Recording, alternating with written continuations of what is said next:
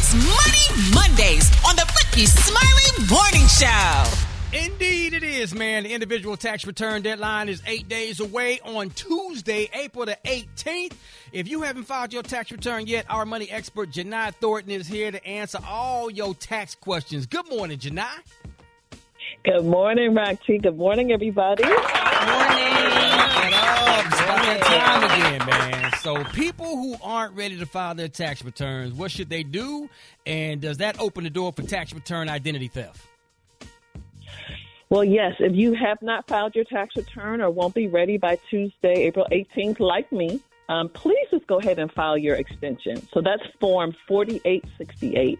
Again, Form 4868. You can go to the IRS's website, irs.gov, or maybe you're using a software like TurboTax or H&R Block's website. Please file that extension, but please file it electronically if you can. You do not want to mail that in. And then if you know that you owe, those of us who know that we owe, please pay as much as you can with your extension. Because, Roxy, people need to understand this is an extension of time to file. This is not an extension of time to pay. Hey, Jini, what advice do you have for people who owe the IRS or their state but cannot afford to pay the total amount all at once?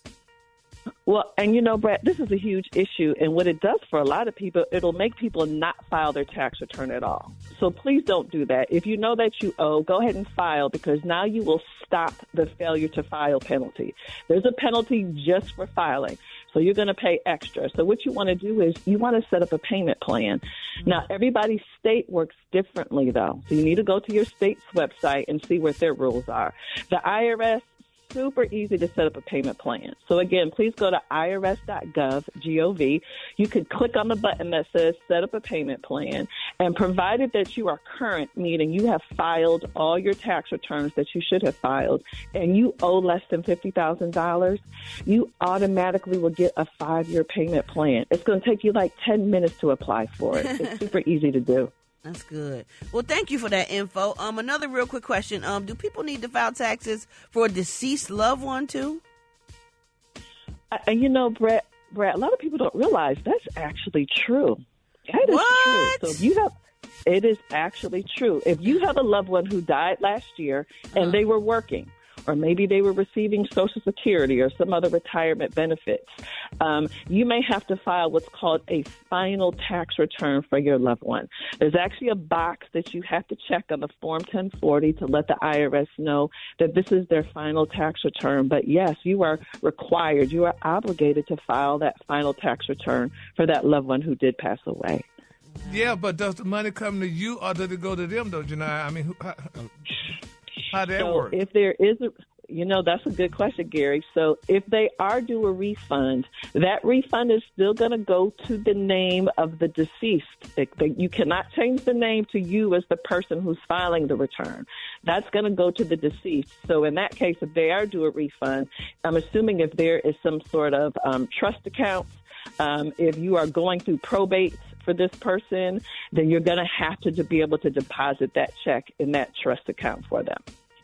So now we're talking to our money expert, Ms. Jini Thornton, about the individual tax deadline coming up on Tuesday, April the 18th. Now, Jini, for all of the entrepreneurs who work from home, how do they know, honey, if they can just deduct the expenses for their home office?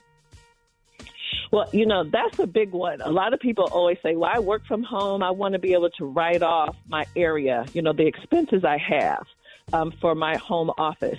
Now, if you work for your company and you work from home, you are not the owner of this company, you may not deduct your home office expenses. Again, all employees, you may not. For all the entrepreneurs, you can, but there are a couple of rules you're going to have to follow. The space that you use has to be used exclusively for work.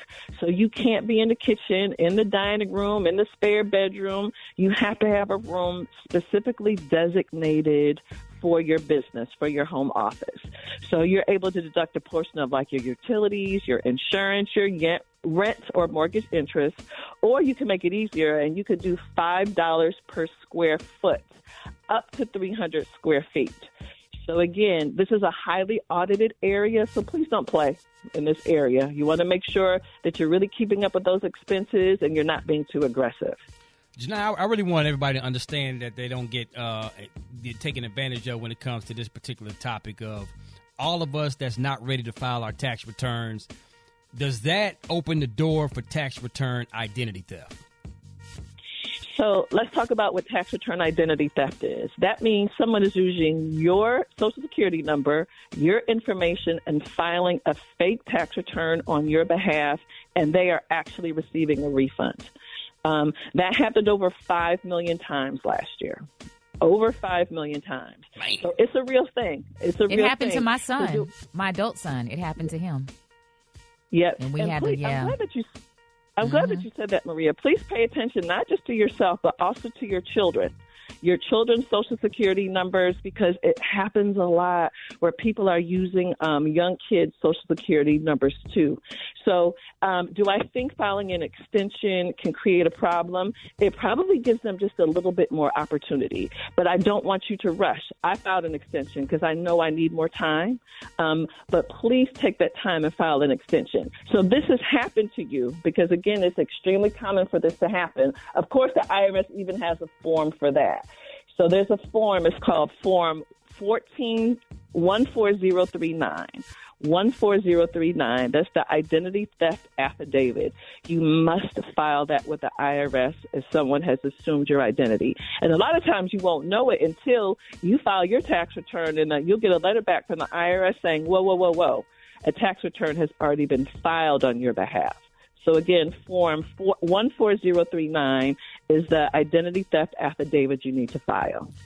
There it is. Well, Jini, as always, man, thanks a lot for this helpful information. And if people have tax questions or need more resources, where can they follow you at? Please follow me at Jini Thornton. That's JINITHORNTON. And ladies, you can join my free money community at thankmelater.money. Y'all have an amazing Money Monday. Give it up for Jini Thornton.